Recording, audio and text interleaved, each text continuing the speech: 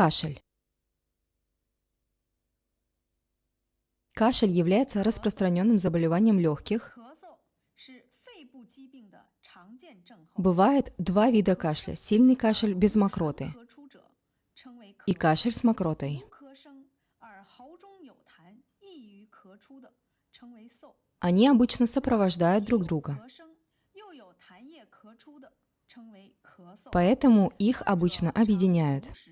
В клинической практике внутренняя рана или внешняя инфекция могут одновременно вызывать кашель. Акупунктурные точки для лечения кашля. Дяосунь, фэнчи, джунфу, шэньфэн, танчжун, тяньфу.